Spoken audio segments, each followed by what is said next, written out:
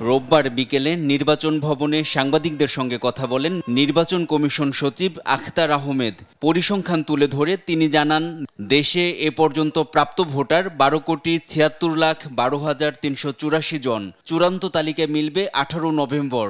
চূড়ান্ত ভোটার তালিকাটা আমার যতদূর মনে পড়ে 18 নভেম্বর এটা প্রকাশ করা হবে।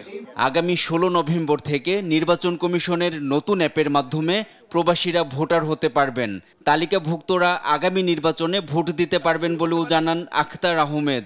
যারা প্রবাসে আছেন এবং এনআইডি নাম্বার আছে যাদের, তারা প্রবাসী ভোটার হিসেবে আমরা 16 নভেম্বর যে অ্যাপটা লঞ্চ করব অ্যাপল প্লে স্টোরে বা অ্যাপল স্টোরে, অ্যান্ড্রয়েডের প্লে স্টোরে বা অ্যাপল স্টোরে যেটা লঞ্চ করব, তার মাধ্যমে তারা নিবন্ধন করে করতে পারবেন। প্রশ্নের জবাবে গণপ্রতিনিধিত্ব অধ্যাদেশ সংশোধনের বিষয়টি আইন মন্ত্রণালয়ের উপর ছেড়ে দেওয়ার কথা জানান ইসি সচিব।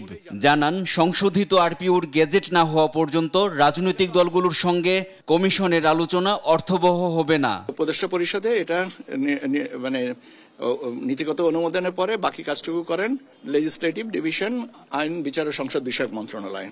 তারা এই অধ্যাদেশটা জারি করেন।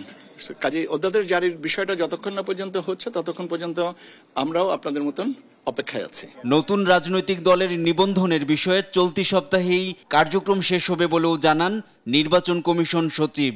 নতুন রাজনৈতিক দলের নিবন্ধনের বিষয়টা নিষ্পত্তির জন্য পর্যালোচনা আমরা এখনো করছি এবং আমার দৃঢ় বিশ্বাস যে এটা এই সপ্তাহের ভিতরে আমরা দিয়ে দিতে পারবো।